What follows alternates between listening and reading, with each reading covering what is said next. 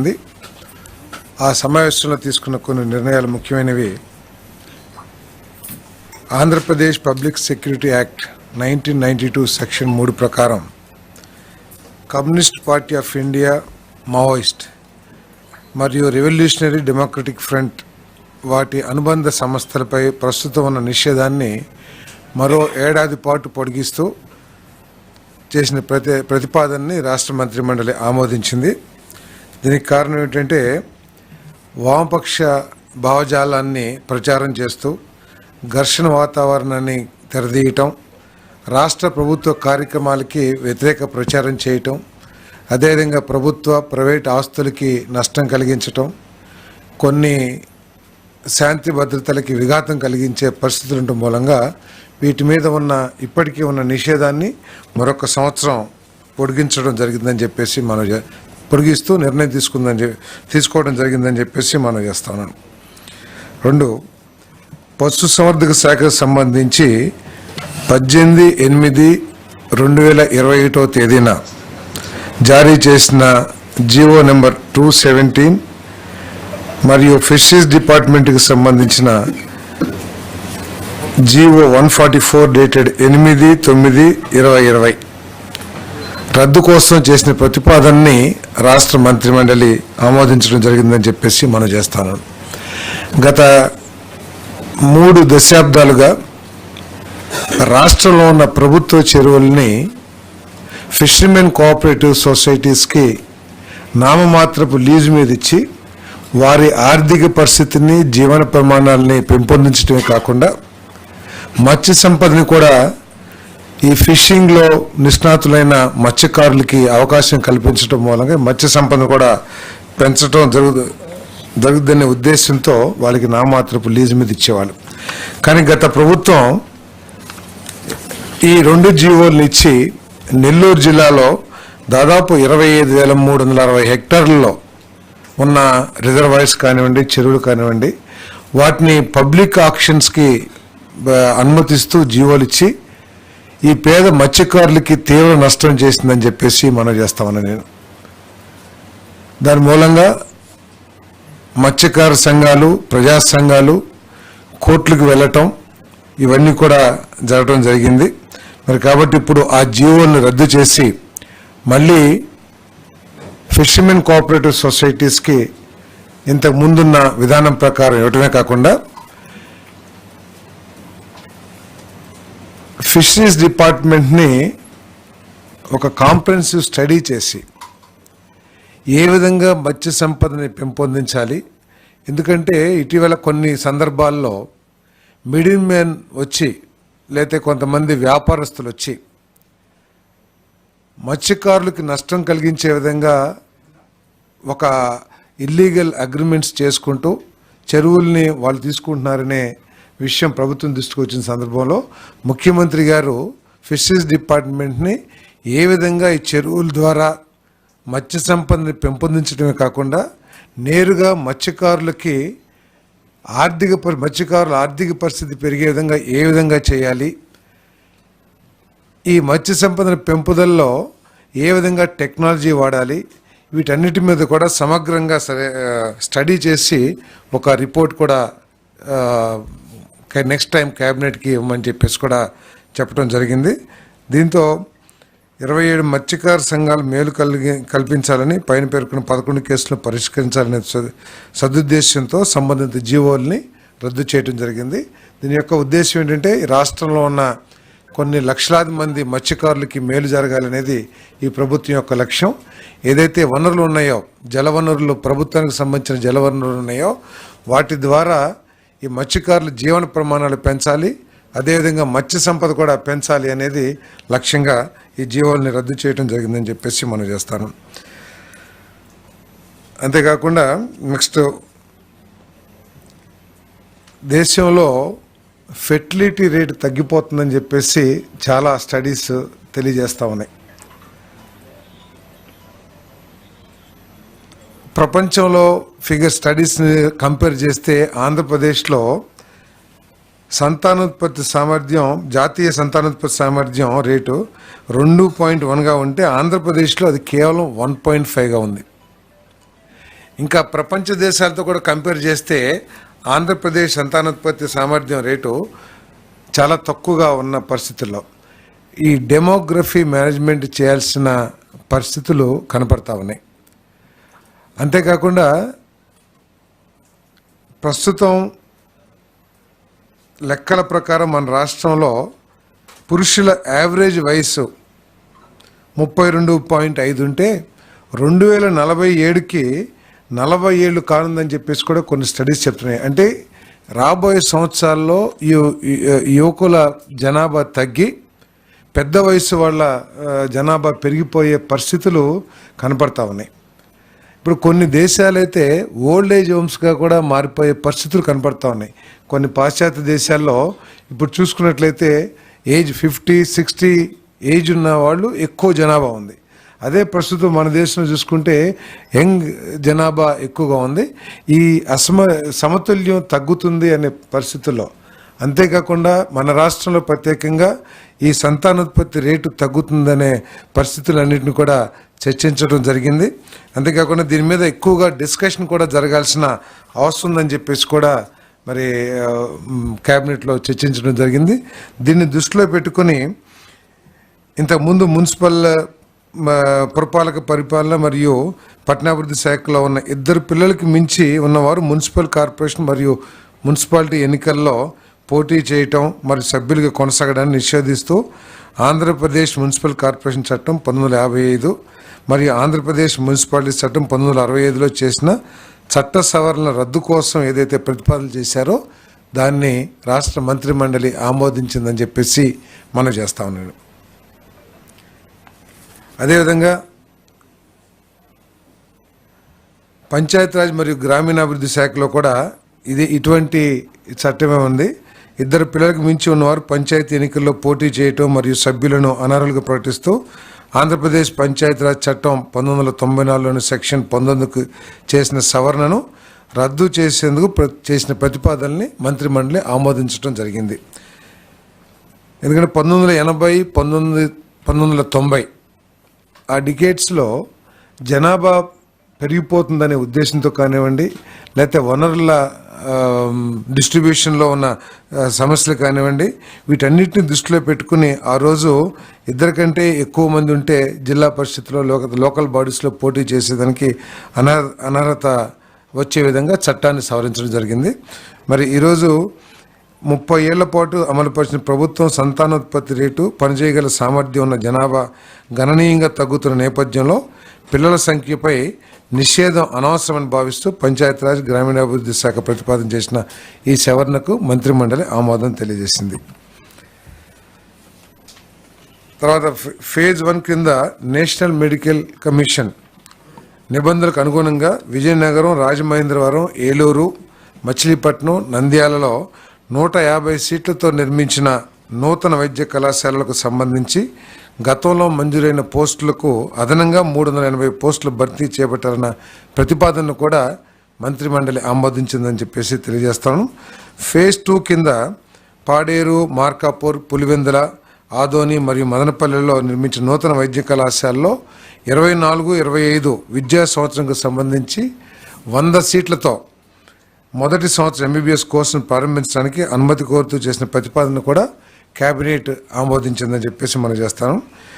National medical commission నూతన నిబంధనల అవసరాలకు అనుగుణంగా నిర్ణయం తీసుకోవడం జరిగింది. ఈ సందర్భంగా గుజరాత్లో ఉన్న పీపీపీ మోడల్ను అధ్యయనం చేయాల్సిందిగా కూడా ముఖ్యమంత్రి గారు సంబంధిత శాఖ అధికారులని, మంత్రి గారిని కూడా ఆదేశించడం జరిగిందని చెప్పేసి మనం చేస్తాను.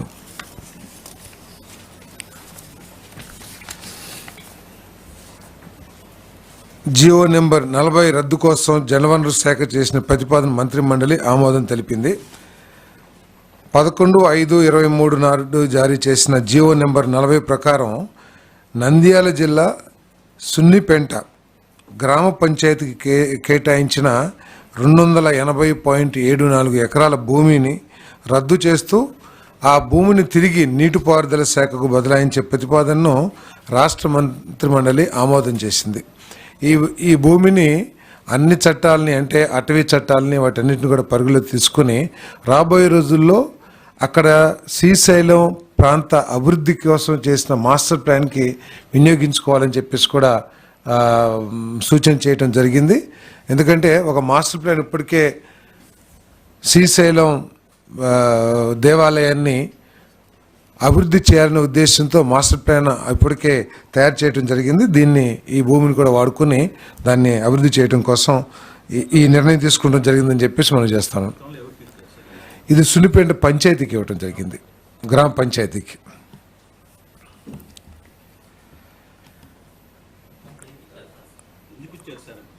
ఏమండి, పంచాయతీకి వాడుకోవడానికి ఇచ్చారు, కొంత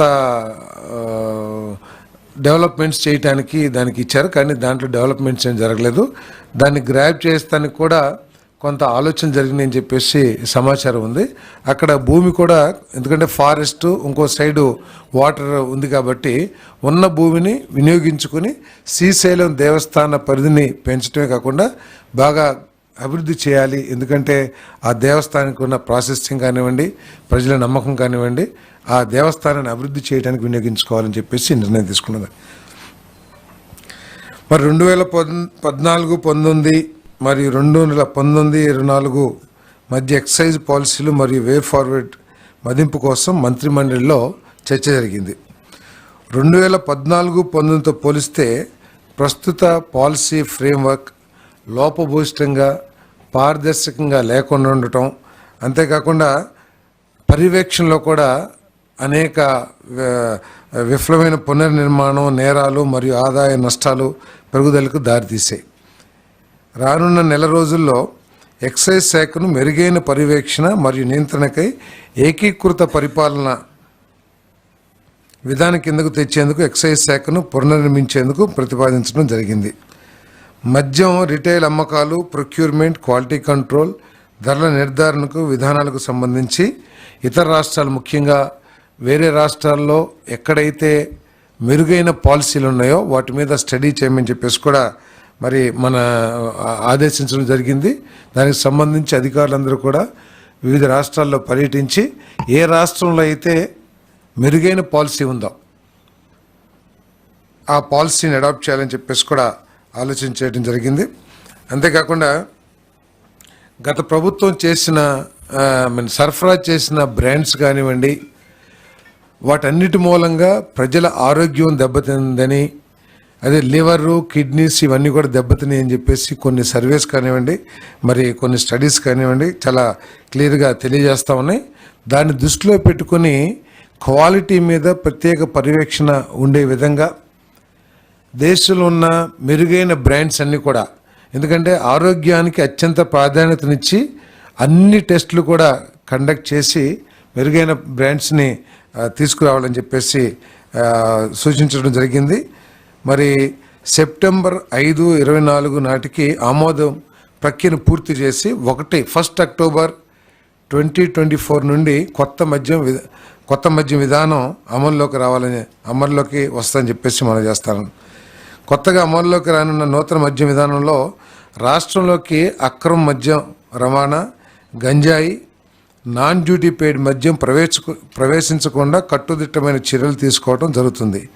అంతేకాక అల్పాదాయ వర్గాల వారికి అందుబాటు ధరలకు నాణ్యమైన మద్యాన్ని అందుబాటులో ఉండేందుకు అవకాశం కలిగించే విధంగా పాలసీ ఉండబోతుందని చెప్పేసి కూడా మనం చేస్తాను.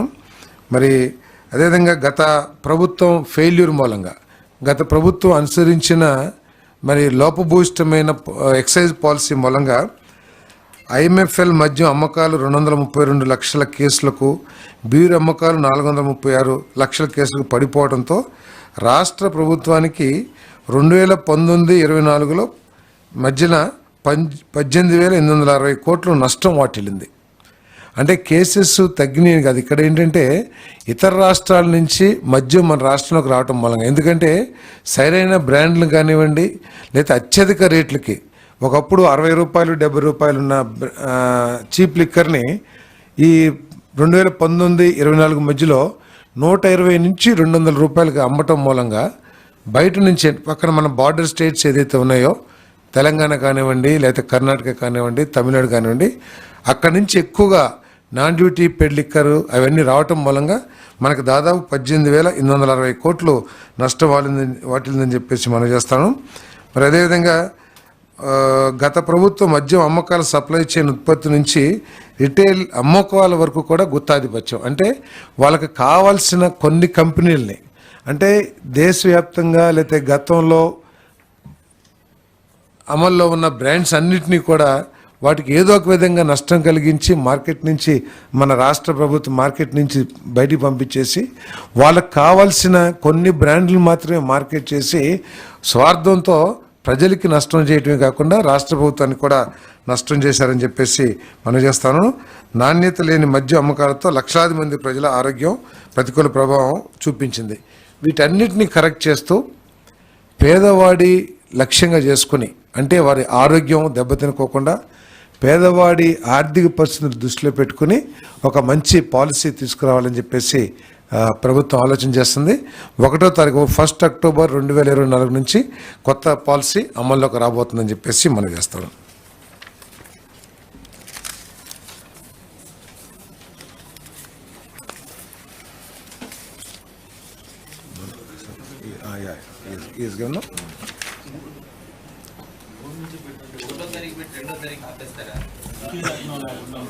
ఎంతంటారా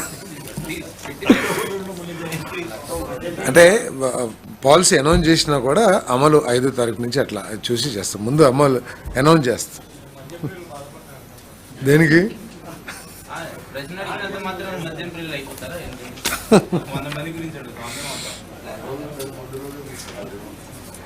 ఇప్పుడు ల్యాండ్స్కి సంబంధించి మీ అందరు చూస్తూనే ఉన్నారు.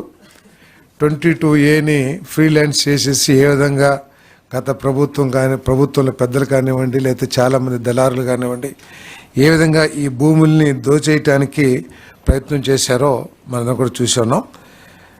ఇప్పటికే 22.95 కోట్ల రూపాయల ఖర్చుతో 21.86 లక్షల భూ హక్కు సర్వే పత్రాల స్థానంలో ప్రభుత్వం ముద్ర, అంటే ఇంతకుముందు జగన్మోహన్ రెడ్డి గారి ఫోటో పిచ్చితో కానివ్వండి, ఏదైనా కానివ్వండి, ఆయన ఆస్తి అన్నట్లు ఆయన ఫోటో వేసి ఏదైతే ఇచ్చారో వాటిని రీప్లేస్ చేస్తూ ప్రభుత్వ ముద్ర, అదేవిధంగా QR కోడ్తో కూడిన కొత్త పట్టాదారు పాస్ పుస్తకాలు అందజేయాలని చెప్పేసి కేబినెట్ నిర్ణయం తీసుకుంది. రెవెన్యూ శాఖకు సంబంధించి 22A నిషేధ జాబితాకు సంబంధించి ఫిర్యాదు సంఖ్యలో పెరుగుతున్న నేపథ్యంలో త్వరలోనే రెవెన్యూ గ్రామ సభలు నిర్వహించాలని ముఖ్యమంత్రి కేబినెట్కు సూచించారు. రాబోయే 3 నెలల కాలంలో గ్రామ సభలు అయ్యేంత వరకు, ఎందుకంటే రెవెన్యూ రికార్డ్స్లో చాలా మ్యానిపులేషన్ జరిగినాయి అని చెప్పేసి పేదవాళ్ళ భూ హక్కుల్ని కాపాడటం కోసం వచ్చిన కంప్లైంట్స్ను దృష్టిలో పెట్టుకుని రిజిస్ట్రేషన్స్ అన్నీ కూడా వెరిఫై చేయాలని చెప్పేసి చాలామంది ఏం చేశారంటే అధికారుల్ని కూడా తీసుకునో లేకపోతే రకరకాల అన్నీ చేసి రెవెన్యూ రికార్డ్స్ని మ్యానిపులేట్ చేశారు. వీటన్నిటిని వెరిఫికేషన్ చేసే వరకు కూడా 3 నెలలు రిజిస్ట్రేషన్స్ ఆపేయాలని చెప్పేసి కూడా నిర్ణయం తీసుకోవడం జరిగిందని చెప్పేసి మనం చేస్తాను నేను. మరి అంతేకాకుండా ఈ మ్యానిపులేషన్స్ని, ల్యాండ్ గ్రాబింగ్స్ని, వీటన్నిటిని కూడా బయటపెట్టాలని మన రెవెన్యూకు సంబంధించిన ఉన్నతాధికారుల్ని జిల్లాలు పర్యటించి వీటికి పాల్పడిన వ్యక్తులు ఎంతటి స్థాయి వాళ్ళైనా సరే కఠినంగా శిక్షించాలని చెప్పేసి కూడా ముఖ్యమంత్రి గారు సూచన చేయడం జరిగింది. మరి మన రెవెన్యూ అధికారులందరూ కూడా జిల్లాలు పర్యటించి వీటన్నిటిని కూడా వెలికి తీస్తానికి తయారు చేస్తారని చెప్పేసి కూడా మనం చేస్తాను. అదేవిధంగా ఏదైతే రాళ్ళు కొన్ని 100 కోట్ల రూపాయలు ఖర్చు పెట్టి ప్రభుత్వ సొమ్ముని దుర్వినియోగం చేసి దాని మీద కూడా ఆయన ఫోటోలు వేసుకునే విధంగా ఏదైతే చేశారో దాన్ని పూర్తిగా ఆపాలని చెప్పేసి కూడా నిర్ణయం తీసుకోవడం జరిగిందని చెప్పేసి కూడా మనం చేస్తామండి. ఒక 3 నెలలు 22Aకి సంబంధించి ఏదైతే ఉన్నాయో చాలా కంప్లైంట్స్ వస్తూ ఉన్నాయి. చాలామంది బెదిరించి తీసుకున్నారని, లేకపోతే రికార్డ్స్ని మ్యానిపులేట్ చేయటం కానివ్వండి. సో ఇప్పుడు దాకా 22Aలో ఉన్నాయి కాబట్టి చాలామంది దానికి సంబంధించిన పూర్తి సమాచారం పేదవాడి దగ్గర లేకపోవటం మూలంగా దాన్ని ఎక్స్ప్లాయిట్ చేసి ఏదైతే కంప్లైంట్స్ వచ్చినాయో ఆ కంప్లైంట్స్ని పూర్తిగా పరిశీలించి ఒక 3 monthsలో ఈ కరెక్షన్స్ అన్నీ చేసి అప్పుడు దాకా రిజిస్ట్రేషన్స్ ఆపమని చెప్పేసి నేను తీసుకున్నాను. మొత్తం 22A ఏం జరిగింది, 22Aకి సంబంధించి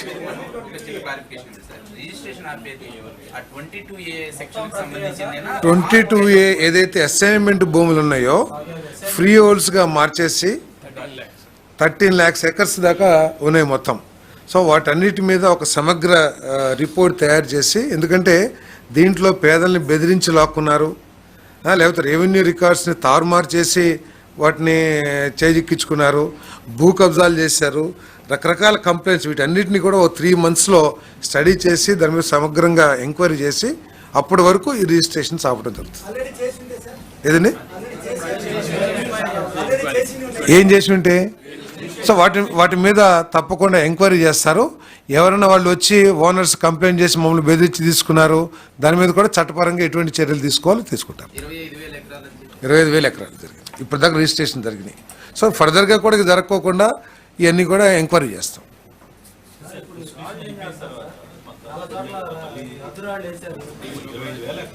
అవును, 25,000 ఎకరాలు కరెక్టే. కొంతమందిని బెదిరించి తీసుకున్నారని కూడా కంప్లైంట్స్ వస్తున్నాయి. అది ఎంతవరకు కరెక్టో ఏంటో కూడా ఒకసారి ప్రభుత్వ బాధ్యత కదా. ఎందుకంటే వీళ్ళంతా కూడా అసైన్మెంట్ పొందిన వాళ్ళు, పేదవాడు కాబట్టి, భూములు నిరుపేద కాబట్టి ప్రభుత్వం వాడి జీవన ప్రమాణాలు పెంచడం కోసం లేకపోతే ఉపాధి కోసం భూమి ఇచ్చింది. అటువంటి భూమిని బలవంతుడు లాక్కున్న పరిస్థితుల్లో ఒకవేళ కంప్లైంట్ వస్తే దాని మీద తప్పకుండా ఎంక్వైరీ చేయాల్సిన అవసరం ఉంది.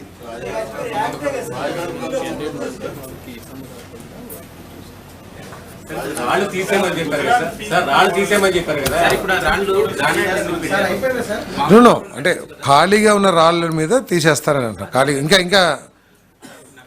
ఇంకా పెగ్గింగ్ చేయని రాళ్ళు ఉన్నాయి కదా, వాటిల్ని వాడరని చెప్తారు. ఆ ప్రభుత్వం నిర్ణయించుకోవాలి. గ్రానైట్ అది కూడా గెలాక్సీ స్టోన్ అని కూడా స్పెసిఫికేషన్ ఇచ్చారని చెప్పి చెప్తారు.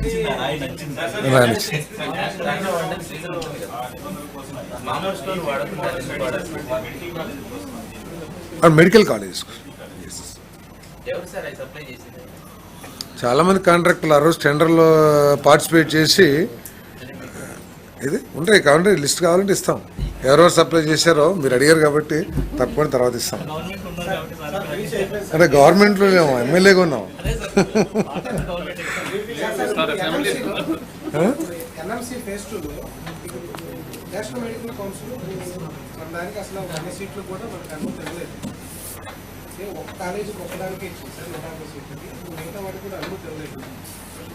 అదే సెకండ్ ఫేజ్లో ఉన్న కాలేజెస్ని మన గుజరాత్లో ఉన్న ఏదైతే పీపీపీ మోడల్ ఉన్నాయో దాన్ని స్టడీ చేసి ఏ విధంగా చేయాలని నెక్స్ట్ క్యాబినెట్కి తీసుకురావడం జరుగుతుంది. అవును అవును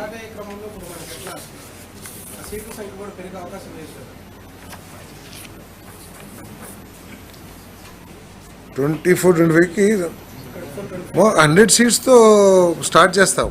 24-25లో ఇచ్చిన వాటిలో 24-25కి స్టార్ట్ చేస్తాం.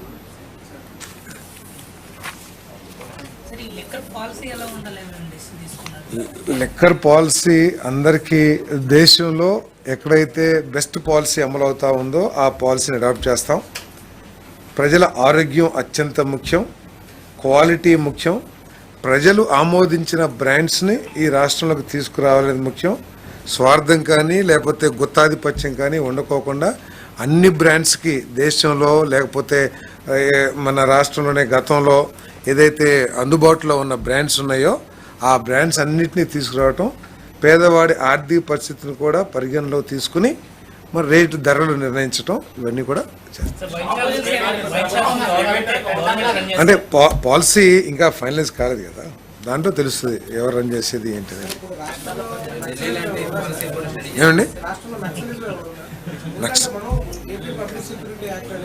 ఇంకా కొన్ని పరిస్థితులు ఉన్నాయని చెప్పేసి కొన్ని ప్రాంతాల్లో ప్రత్యేకంగా కొన్ని జిల్లాల్లో, రాష్ట్రం అంతా ఒకప్పుడైతే రాష్ట్రంలో అన్ని జిల్లాల్లో కూడా ఉన్నట్లు మనందరం కూడా మనకి ఎక్స్పీరియన్సెస్ ఉన్నాయి. కానీ ఇప్పటికి కూడా కొన్ని జిల్లాల్లో ఉన్నాయి కాబట్టి ఇంకొక 1 year ఎక్స్టెండ్ చేస్తాం.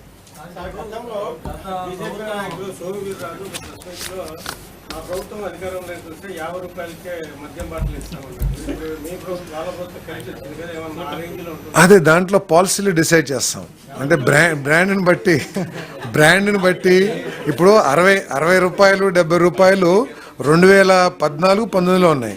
Now we're in 24-25. ఈ లోపల ధరలు పెరుగుంటాయి. వీటన్నిటిని దృష్టిలో పెట్టుకుని పాలసీలో రేట్లు కానివ్వండి, అది ప్రైవేట్ షాప్స్ నుంచా లేకపోతే గవర్నమెంట్ షాప్స్ నుంచా పాలసీ అంతా కూడా అమలు చేస్తాం. బట్ మా ఉద్దేశం ఏంటంటే ఏదైతే ఆరోగ్యానికి కూడా హానికరంగా తయారైన మద్యం బ్రాండ్స్ని ఈ రాష్ట్రంలో కొనసాగించకూడదు. ఏ బ్రాండ్ వచ్చినా కూడా ఆ క్వాలిటీని అన్ని విధాలా కూడా అందుబాటులో ఉన్న అన్ని టెస్టింగ్ మెథడ్స్ని వాడి దాని క్వాలిటీని మాత్రం ఎన్ష్యూర్ చేసుకోవాలి. ఎందుకంటే ప్రజల ఆరోగ్యానికి చేయకూడదు.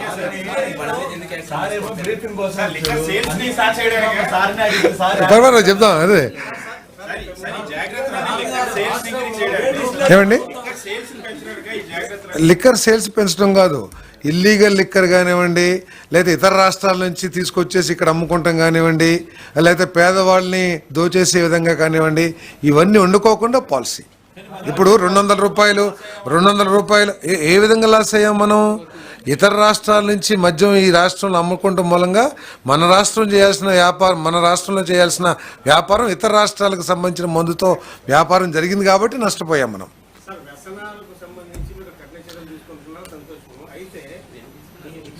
డీ అడిక్షన్ సెంటర్స్ కూడా పెంచుతాం. పాలసీలో భాగంగా డీ అడిక్షన్ సెంటర్స్ కూడా పెంచాలని చెప్పేసి కూడా చర్చకొచ్చింది. తప్పకుండా డీ అడిక్షన్ సెంటర్ పెంచుతాం. మద్యం అమ్మకాలని పెంచాలనేది లక్ష్యం కాదు. ఈ ప్రభుత్వం యొక్క లక్ష్యం క్వాలిటీ మందు, అదేవిధంగా పేదవాడి ఆర్థిక పరిస్థితులను దృష్టిలో పెట్టుకొని ఐడి లిక్కర్, గంజాయి, ఈ డ్రగ్స్, ఎందుకంటే ఎప్పుడైతే కాస్ట్లీ అయిపోయిందో మందు, పేదవాడు తక్కువ ధరకు అందుతున్న గంజాయికి కానివ్వండి లేదా ఇంకా ఇతర మార్గాలకి అలవాటు పడుతున్నారు. కాబట్టి వాటన్నిటిని నిరోధించే దిశలో కూడా ఈ పాలసీ ఉండబోతాం.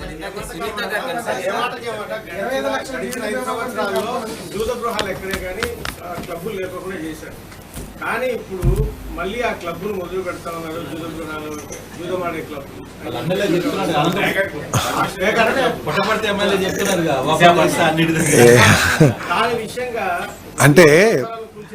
అంటే కొన్ని కోర్టు ఉత్తర్వులు కూడా ఉన్నాయి క్లబ్స్ని ఓపెన్ చేయమని చెప్పేసి. కొన్ని చట్టపరంగా ఆడుకునే ఆటలు కూడా ఉన్నాయి. సో కోర్టు ఉత్తర్వుల ప్రకారం ఎక్కడ ఓపెన్ చేయాల్సి వస్తే ఓపెన్ చేస్తారేమో, అంతేగాని జూద గృహాలను అయితే ఓపెన్ చేయం. కొన్ని పేకాట క్లబ్లని పేరు పెట్టేశారు మీరు. పేకాటలో కూడా రకరకాల ఆటలు ఉన్నాయి. కొన్ని ఆటలు చట్టపరంగానో లేకపోతే న్యాయపరంగానో కూడా ఆడవచ్చని కూడా కోర్టు ఉత్తర్వులు ఇస్తున్నాయి. దానికి కావాల్సిన ఏర్పాట్లు చేసి పోలీస్ మానిటరింగ్ చేసి నడుపుకోమని చెప్పేసి కోర్టు ఉత్తర్వులు ఇస్తున్నాయి. అటువంటి ఉత్తర్వులు ఉన్న చోట ఓపెన్ చేయాల్సి వస్తుందేమో తెలియదు. అదైతే నా దృష్టిలోకి రాలా.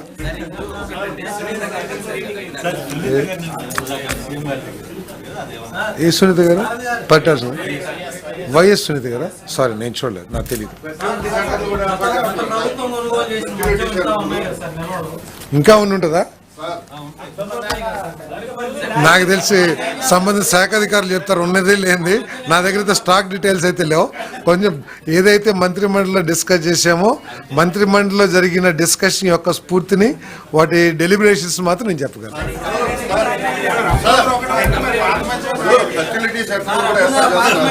ఏమండి, దాని గురించి చర్చించేలా, కానీ ఫెర్టిలిటీ రేటు తగ్గిపోతుంది అనేది మాత్రం అర్థం చేసుకోవాల్సిన విషయం. ఇదేదో దాచుకోవాల్సిన విషయం కాదు. ఇది రాష్ట్ర భవిష్యత్తుకి దేశ భవిష్యత్తు సంబంధించి డిస్కస్ చేయాలి, డిబేట్ చేసి ఎందుకు ఫెర్టిలిటీ రేట్ తగ్గిపోతుంది compare to China, other countries also మన రాష్ట్రంలో తక్కువ ఉంది. సో రాబోయే రోజుల్లో ఇది ఒక డెమోగ్రఫిక్ ఇంబ్యాలెన్స్ కూడా దారితీసే అవకాశం ఉంది. కాబట్టి స్టడీ చేయమంటున్నాం. ఏదండి వాళ్ళు ఎన్నికల్లో తప్పకుండా దాని అంతా హెల్త్ పాయింట్ ఆఫ్ వ్యూలో కూడా దాన్ని స్టడీ చేయాల్సిన అవసరం ఉంది. మన కల్చర్ కానివ్వండి, లేకపోతే మన ఫ్యామిలీ సిస్టమ్స్ కానివ్వండి, వీటన్నిటిని కూడా మనం డీటెయిల్గా డిస్కస్ చేయాల్సిన అవసరం ఉంది. ఎందుకంటే ఈరోజు మన స్ట్రెంగ్త్ ఏంటి? వీ హ్యావ్ యంగెస్ట్ పాపులేషన్ ఎక్కువగా ఉన్న దేశాల్లో మన దేశం నెంబర్ 1 స్థానంలో ఉంటుంది. ఇప్పుడు చాలా దేశాలు ఓల్డ్ ఏజ్ హోమ్స్గా మారిపోయినాయి.